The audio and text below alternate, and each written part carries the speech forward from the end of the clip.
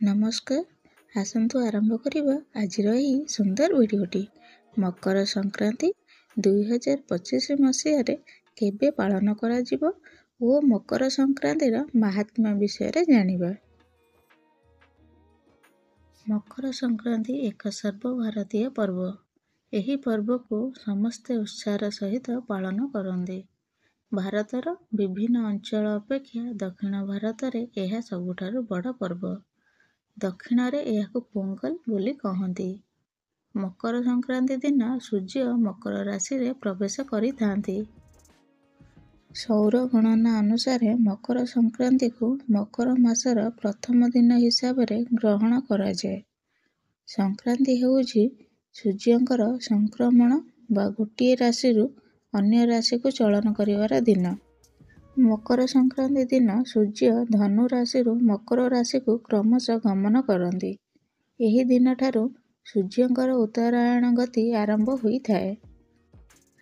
ବିଶ୍ୱାସ ରହିଛି ଯେ ପ୍ରତି ସଂକ୍ରାନ୍ତିରେ ସୂର୍ଯ୍ୟ ଗୋଟିଏ ଲେଖା ରାଶିକୁ ଗମନ କରି ସେଥିରେ ଏକ ମାସ ଅବସ୍ଥାନ କରନ୍ତି।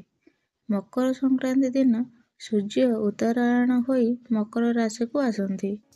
ଏହି ଦିନ ସୂର୍ଯ୍ୟ ଉତ୍ତର ଦିଗକୁ ଯାତ୍ରା କରି 6 ମାସ ଅବସ୍ଥାନ କରୁଥିବାରୁ ବିବାହ, ବ୍ରତ, ଯଜ୍ଞାନୁଷ୍ଠାନ, ଗୃହ, ଦେବାଳୟ ପ୍ରତିଷ୍ଠା ଆଦି ସମସ୍ତ ଶୁଭକର୍ମ ଅନୁଷ୍ଠିତ ହୁଏ। ଓଡ଼ିଆରେ ଗୋଟେ କଥା ଅଛି, ମକର ଠାରୁ ଦିନ ବକର ହୁଏ, ଅର୍ଥାତ୍ ଏହି ଦିନଠାରୁ ଦିନ କ୍ରମଶଃ ବଡ଼ ହୁଏ। ସୂର୍ଯ୍ୟଙ୍କର ତେଜ ମଧ୍ୟ ଏହି ଦିନଠାରୁ ପ୍ରଖର ହୁଏ। ଦେବୀ ସଂକ୍ରାନ୍ତି ଏହି ତିଥିରେ ଶଙ୍କରାସୁରକୁ ବଧ କରିଥିଲେ। ସୂର୍ଯ୍ୟଙ୍କର ଉତ୍ତରାୟଣ ଗତି ସମୟରେ ଯେଉଁମାନଙ୍କର ଦେହାନ୍ତ ହୁଏ ସେମାନଙ୍କୁ ସ୍ୱର୍ଗଲୋକ ପ୍ରାପ୍ତ ହୁଏ ବୋଲି ହିନ୍ଦୁମାନେ ବିଶ୍ୱାସ କରନ୍ତି। ମକର ସଂକ୍ରାନ୍ତି ଠାରୁ ସୂର୍ଯ୍ୟଙ୍କର ଉତ୍ତରାୟଣ ଗତି ହେଉଥିବାରୁ ଆଲୋକ ଏବଂ ଜୀବନର ଉତ୍ସ ସୂର୍ଯ୍ୟଙ୍କୁ ହିନ୍ଦୁମାନେ ଏହି ଦିନ ପୂଜା ଅର୍ଚ୍ଚନା କରନ୍ତି। ଆଉ କେତେକ ସ୍ଥାନରେ ଏହି ଦିନ ଶିବଙ୍କୁ ପୂଜା କରାଯାଏ। କେତେକ ଏହି ଦିନ ଉଭୟ ଶିବ ଓ ସୂର୍ଯ୍ୟଙ୍କୁ ପୂଜା କରନ୍ତି।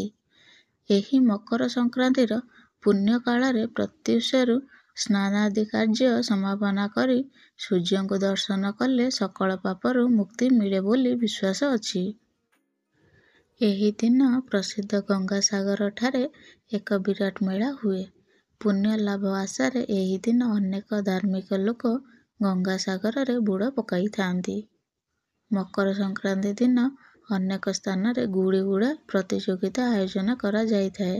ବିଶ୍ୱାସ କରାଯାଏ ଏହି କାଳ ମଧ୍ୟରେ ମୃତ୍ୟୁବରଣ କରୁଥିବା ମନୁଷ୍ୟ ବିଷ୍ଣୁ ଲୋକରେ ସ୍ଥାନ ପାଇଥାଏ।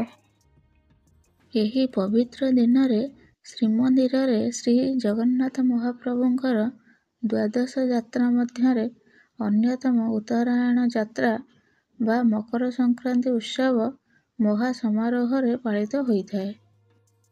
ମହାପୁଣ୍ୟମୟ ମକର ସଂକ୍ରାନ୍ତି ଦିନ ଶ୍ରୀକ୍ଷେତ୍ରରେ ତୀର୍ଥରାଜ ମହୋଦଧିରେ ସ୍ନାନ କରି ଶ୍ରୀମନ୍ଦିରରେ କଳ୍ପବଟ ପ୍ରଦକ୍ଷିଣା ପୂର୍ବକ ଚତୁର୍ଦ୍ଧାମୂର୍ତ୍ତିଙ୍କୁ ଦର୍ଶନ କଲେ ଅଶେଷ ଫଳପ୍ରାପ୍ତି ହୋଇଥାଏ। ମକର ସଂକ୍ରାନ୍ତି ବେଳକୁ ଓଡ଼ିଶାରେ ଧାନ, ଆଖୁ ଆଦି ନୂଆ ଫସଲ ଅମଳ ହୋଇଥାଏ।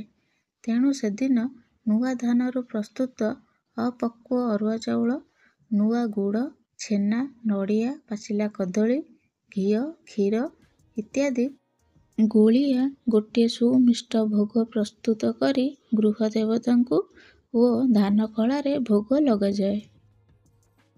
ଏହି ଭୋଗ ମକର ଚାଉଳ ଭାବେ ପରିଚିତ। ଏହି ଭୋଗ ଖିଆଖେଇ ହୋଇ ଲୋକେ ମକର ବସନ୍ତି। କେତେକ ଅଞ୍ଚଳରେ ନୂଆ ଧାନର ଚାଉଳରେ ପ୍ରସ୍ତୁତ ପୋଡ଼ପିଠା ସହିତ ଗୁଡ଼, କଦଳୀ, ନଡ଼ିଆ ଓ ଅରୁଆ ଚାଉଳରେ ଭୋଗ କରାଯାଇ ଦେବାଦେବୀଙ୍କ ପାଖରେ ଦିଆଯାଏ। କର୍ଣ୍ଣାଟକ, ମହାରାଷ୍ଟ୍ର, ମଧ୍ୟପ୍ରଦେଶ, ଆନ୍ଧ୍ରପ୍ରଦେଶ, ଆସାମ, ବଙ୍ଗଳା ଓ ଓଡ଼ିଶା ପ୍ରଭୃତି ସ୍ଥାନରେ କୃଷକମାନେ ମକର ପର୍ବକୁ 2 ଦିନ ବା 3 ଦିନ ପାଳନ କରିଥାନ୍ତି। ଦକ୍ଷିଣ ଭାରତରେ ଏହା ପୋଙ୍ଗଲ ଓ ଅନ୍ୟାନ୍ୟ ସ୍ଥାନରେ ଭୋଗୀ ପର୍ବ ଭାବେ ପରିଚିତ। ଏହି ଦିନଠାରୁ ଦକ୍ଷିଣରେ ନୂଆ ବର୍ଷ ଆରମ୍ଭ ହୋଇଥାଏ। ଏହି ପର୍ବଟିକୁ ଦାକ୍ଷିଣାତ୍ୟରେ 3 ଦିନ ଧରି ପାଳନ କରାଯାଇଥାଏ। 2025ରେ ମକର ସଂକ୍ରାନ୍ତି କେବେ? ପାଞ୍ଜି ଅନୁଯାୟୀ ଜାନୁଆରୀ 14ରେ 9:03ରେ ସୂର୍ଯ୍ୟ ମକର ରାଶିରେ ପ୍ରବେଶ କରିବେ।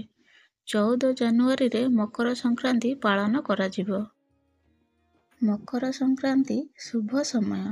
ସ୍ନାନ କରି ମକର ସଂକ୍ରାନ୍ତି ଦିନ ଦାନ କରିବା ପାଇଁ ଶୁଭ ସମୟ ସକାଳ 9:03ରୁ 5:46 ମଧ୍ୟରେ।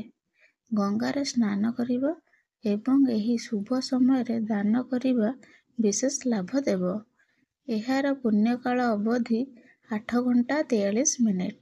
ମହାପୁଣ୍ୟକାଳ ସକାଳ 9:03ରୁ 10:48 ପର୍ଯ୍ୟନ୍ତ ଚାଲିବ। ମକର ସଂକ୍ରାନ୍ତି ଦିନ ଖସା ମଞ୍ଜି ଦାନ କରିବା ଅତ୍ୟନ୍ତ ଶୁଭ ବୋଲି ବିବେଚନା କରାଯାଏ। ଆମ ଚ୍ୟାନେଲ ଦାବି କରୁନାହିଁ ଯେ ଏହି ଭିଡ଼ିଓରେ ଦିଆଯାଇଥିବା ସୂଚନା ସମ୍ପୂର୍ଣ୍ଣ ସତ୍ୟ ଏବଂ ସଠିକ୍। ବିସ୍ତୃତ ଏବଂ ଅଧିକ ସୂଚନା ପାଇଁ ଦୟାକରି ଜଣେ ବିଶେଷଜ୍ଞଙ୍କ ସହିତ ପରାମର୍ଶ କରନ୍ତୁ।